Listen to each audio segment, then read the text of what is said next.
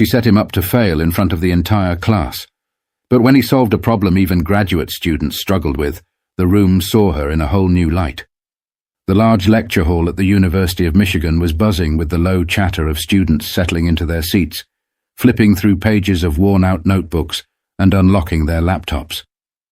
It was just another Tuesday morning in Professor Linda Cartwright's advanced calculus class, a class notorious for its difficulty and for Cartwright's brutal teaching style. She was a woman who commanded authority the moment she stepped into a room. Sharp features, silver-rimmed glasses, and a no-nonsense gaze that could make even the most confident students shrink in their chairs. Her reputation was built on precision and discipline. If you wanted to pass her class, you had to earn it. No shortcuts, no sympathy.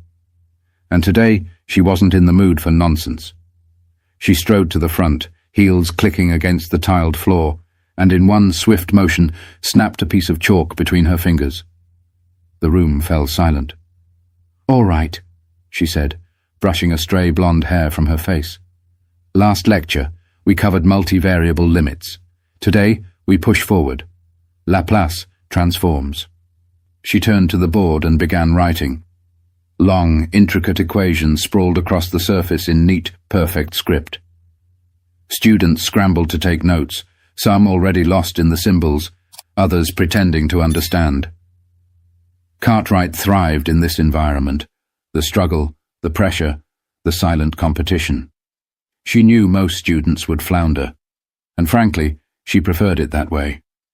It reinforced the idea that only the truly gifted belonged in her world. At least, that's what she thought. Somewhere near the middle of the hall, one student sat quietly, tapping his pen against his notebook. He wasn't struggling. He wasn't panicking. If anything, he looked bored. His name was Daniel Reed. Tall, lean, and always dressed in a simple hoodie and jeans, Daniel wasn't the type to draw attention. He rarely spoke in class, never made a spectacle of himself. But beneath that quiet demeanor, his mind worked faster than most. Numbers, patterns, equations. They made sense to him in a way they didn't for others.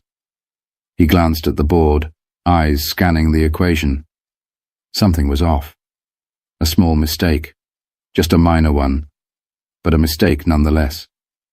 Daniel hesitated. He could let it go. No one else seemed to notice. But then again, if she caught the mistake later, she might double back and waste time correcting it. Before he could decide, another student raised a hand hesitantly. A girl in the front row. Professor Cartwright, I think there's an error in the second line," she asked, her voice uncertain. The professor turned slowly, arching a brow. "An error," she repeated, as if the very idea was offensive. She scanned the board, then smirked. "There is no error," she said flatly.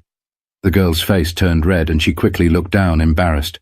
Daniel exhaled, shaking his head slightly. He hated this.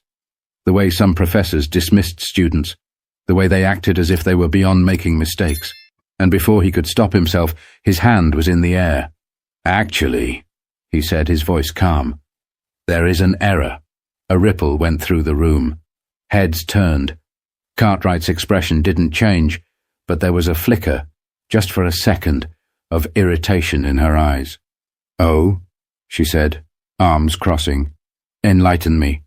Daniel stood up, not out of arrogance, not to make a show of it. He just didn't like speaking from a seated position. "It's in the second step. You applied the transformation to the wrong term," he explained, pointing at the board. "The coefficient doesn't carry over that way. If you solve it using your method, the final answer doesn't match the expected result." Silence. Cartwright's jaw tensed. She turned back to the board, scanning her own work. And then, there it was, the mistake. Her grip on the chalk tightened. For a moment, Daniel thought she might just admit it and move on. But then her lips curled into a tight smile. "Well, Mr. Reed," she said, turning to face him, "since you seem so confident, why don't you come up here and show us the correct way?" A few students chuckled under their breath. Daniel could hear the unspoken message behind her words. She didn't want to acknowledge that he was right. She wanted to put him on the spot. make him hesitate, make him stumble. But that wasn't going to happen. Daniel set down his notebook, walked calmly to the front of the room, and took the chalk from her hand. He wasn't going to hesitate. But Professor Cartwright had no idea what she had just set in motion. Daniel stepped up to the board, chalk in hand. He could feel the weight of the room pressing in, the silent expectations, the professor's gaze drilling into his back, the quiet murmurs from students wondering if he was about to make a fool of himself. But he wasn't nervous. With smooth, deliberate strokes, he erased the incorrect part of the equation and rewrote it. His handwriting wasn't as neat as Cartwright's, but that didn't matter. What mattered was the numbers, and they lined up perfectly. He spoke as he worked, his voice even, casual. The mistake was in how the transform was applied. You carried the coefficient outside too early, which changed the integral limits. But if you solve it this way, it keeps the function intact. The room was silent, except for the soft scratch of chalk against the board. He finished the equation, set the chalk down, and stepped back. Then he turned. Professor Cartwright stood rigid, arms crossed, lips pressed together. She wasn't used to being corrected, especially not in front of a lecture hall full of students. Daniel could see it in her eyes. She wanted to dismiss him, brush it off, maybe even find a way to twist the situation so that she still looked right. Instead, she took a slow breath, nodding curtly. "Fine," she said. "You corrected it. Congratulations." Some students exchanged glances. That was it? No acknowledgement, no actual praise? Daniel didn't need it. He just returned to his seat, feeling the eyes of his classmates on him. Some were impressed. A few seemed irritated, probably the ones who thought he was showing off. But he wasn't. He just couldn't stand errors, especially ones that could have been avoided. Professor Cartwright turned back to the board, wiping away his work. "Let's move on," she said briskly. "Since Mr. Reed is so eager to contribute, I assume he won't mind another challenge." Daniel blinked. "Excuse me?" Cartwright was already writing again, this time a much longer equation. It sprawled across half the board, filled with integrals, limits, and a particularly tricky differential component. She finished the last symbol with a flourish and turned to face him. "Since you have such a keen eye," she said, "solve this." A few students shifted in their seats. Daniel stared at the equation. He knew exactly what she was doing. She wanted to make an example out of him. This wasn't a normal question, not for this level. The complexity alone made it clear. She didn't expect him to get it right. She expected him to hesitate, stumble over the steps, maybe get partway through before realizing he was in over his head. She wanted to prove that he wasn't as smart as he thought he was. Daniel exhaled through his nose. Fine. He stood again, walking back up to the board. A few students chuckled under their breath, clearly expecting him to struggle. Cartwright smirked, stepping back and folding her arms. "Take your time," she said. Daniel didn't need time. He picked up the chalk and started writing, not hesitating, not second-guessing, just solving. Every symbol, every number flowed from his mind to his hand effortlessly. He didn't even pause to think. His brain was already 5 steps ahead, visualizing the solution before his fingers had finished the previous line. The room grew quieter. The murmurs stopped. Professor Cartwright's smirk faded. Halfway through the equation, Daniel glanced at her. "I assume you want the solution in terms of exponentials instead of trigonometric functions." She didn't answer. He kept going. A few more steps, a few simplifications, and then... done. He underlined the final answer and turned around, casually setting the chalk back on the tray. Silence. A deep, consuming silence. Then, somewhere in the back, a single student let out a low whistle. Cartwright's expression was unreadable. She scanned his work, line by line, searching for an error. Anything she could use to dismiss it. There was nothing. He had solved it. Not just correctly, but elegantly. The solution was clean, efficient. A few students started whispering, a few others leaning forward, clearly realizing what just happened. Daniel crossed his arms. He wasn't smiling. He wasn't gloating. He was just waiting. Professor Cartwright finally spoke, her voice tighter than before. Lucky guess. A few students laughed under their breath, though not at Daniel. He tilted his head slightly. It wasn't a guess. Cartwright exhaled sharply through her nose. "Sit down, Mr. Reed," she muttered. Daniel turned and walked back to his seat. He could feel the shift in the room, the way people were looking at him now, some with admiration, some with resentment. And one person, Professor Cartwright, with something else entirely. But she wasn't done with him yet. The energy in the room had shifted. Daniel could feel it. No one was looking at Professor Cartwright the same way they had at the start of class. He hadn't set out to embarrass her. That wasn't his goal. But he also wasn't about to shrink just to make her comfortable. Cartwright turned back to the board, but she was gripping the chalk tighter now. She continued with the lecture, but her words lacked the same edge of authority they usually carried. Then, without warning, she stopped mid-sentence. She turned back to the class, scanning the rows of students, and then her gaze landed back on him. "If you're so confident, Mr. Reed," she said, forcing a smile, "how about we raise the stakes?" A few students chuckled. Others leaned forward, sensing something was about to go down. Daniel didn't react. "What do you mean?" Cartwright walked over to her desk, pulling out a thick textbook. She flipped through the pages before stopping on a section deep into the book, far beyond what they had covered in class. She turned the book around so the class could see the dense equations on the page.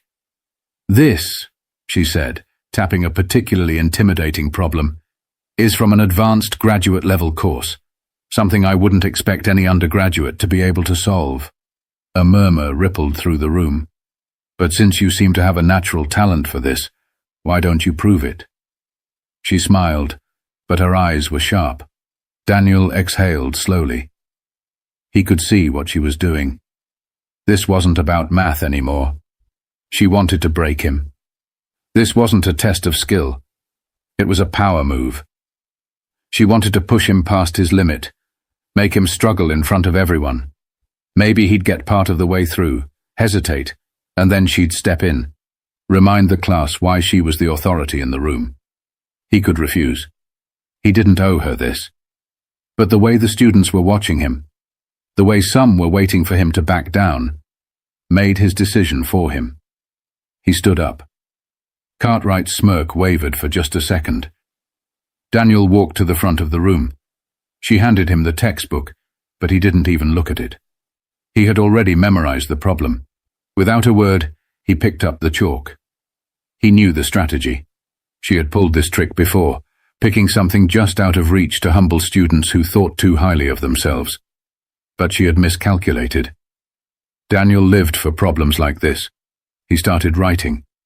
His movements were controlled, deliberate. The problem was tough, no question about it.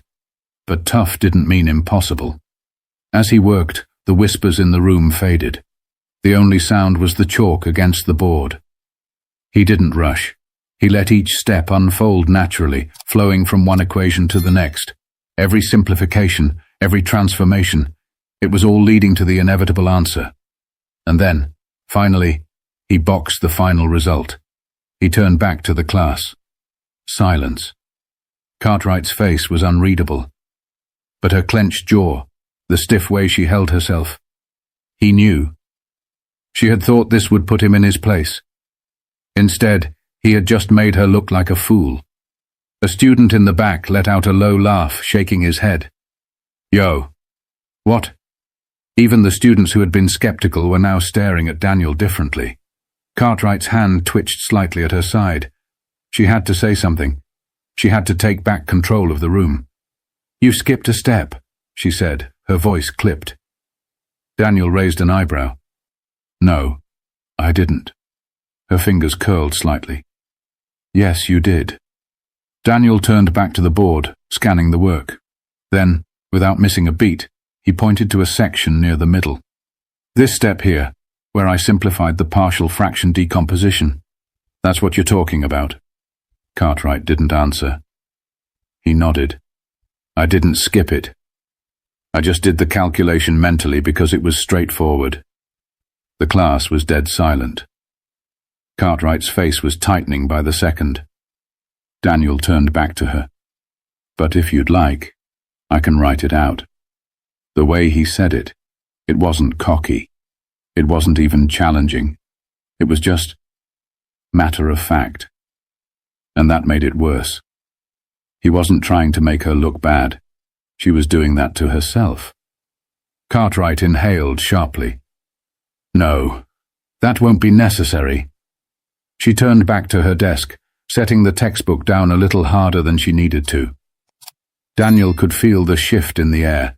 He had just turned the class against her, but Cartwright wasn't going to let this end here. Professor Cartwright turned back to the class, her face composed, but her grip on the desk betraying her frustration. Daniel sat down, but he knew this wasn't over. The way she stood there, her posture too stiff, her jaw too tight, she was trying to figure out her next move. The students, meanwhile, were still digesting what had just happened. Some were exchanging glances, others whispering in low voices. Then a hand shot up from the second row. "Professor." A student, Brian, one of Cartwright's favorites, leaned forward.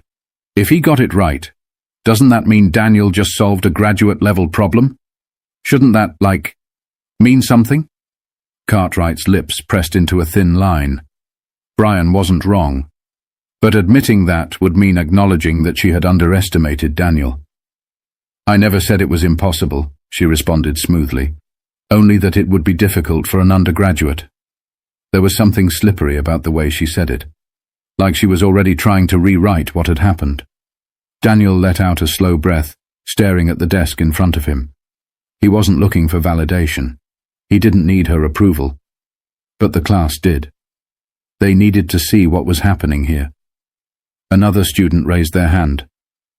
"So, if he got it right, does that mean he should be in a more advanced class?" Cartwright didn't answer right away. She glanced at Daniel. For a moment, there was something else in her eyes. A calculation. Then, finally, she smiled. "I think," she said, her voice softer now, "Mr. Reed would benefit from an academic challenge." A few students perked up. Was she actually recognizing his talent? Was she about to suggest a higher-level placement? Daniel wasn't convinced. "Which is why," Cartwright continued, "I'd like to invite him to a little competition." The murmurs started again. Daniel frowned. "What kind of competition?" Cartwright walked to her desk, pulling out a folder. She flipped it open, scanning the papers inside. "There's a university-sponsored mathematics symposium coming up next month. Some of the best students from different schools in the region will be competing. It's a rigorous, high-pressure environment, not just about solving problems, but about doing it under time constraints, with an audience."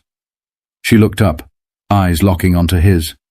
"I assume you'd be up for it." Daniel immediately understood what she was doing. This wasn't an opportunity. It was a setup. She wasn't just testing his math skills anymore. She was testing his ability to handle pressure, to see if he could perform outside the safety of a classroom.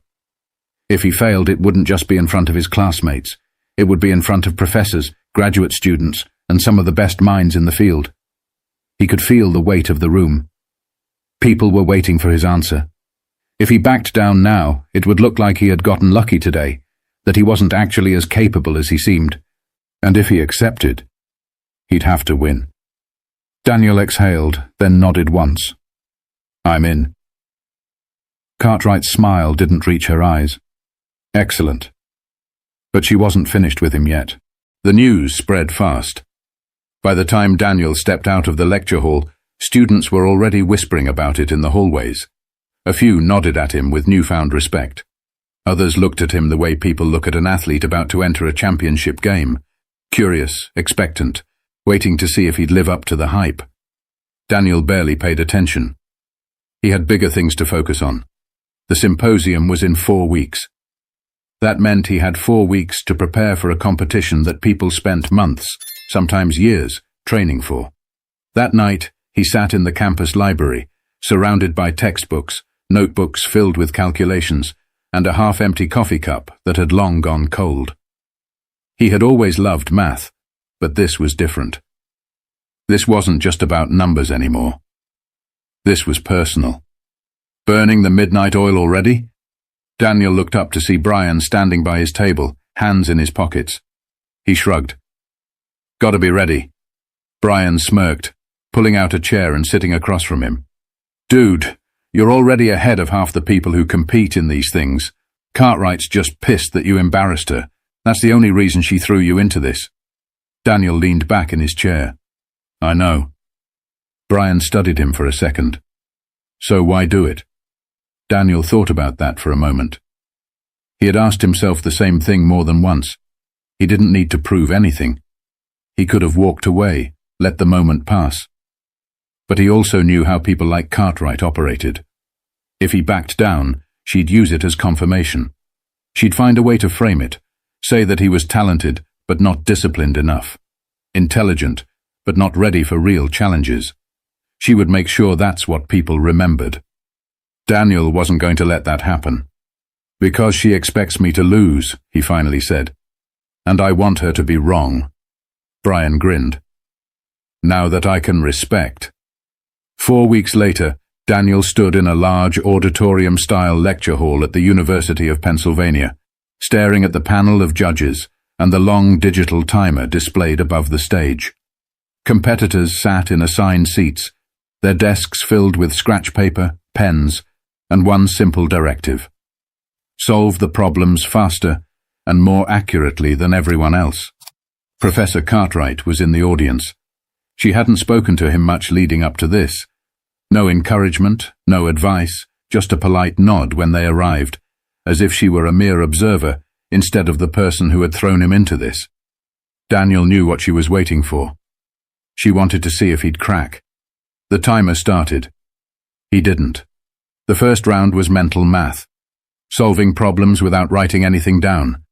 While some competitors hesitated, Daniel's hands moved without pause, punching numbers into the response system faster than the proctors could verify them.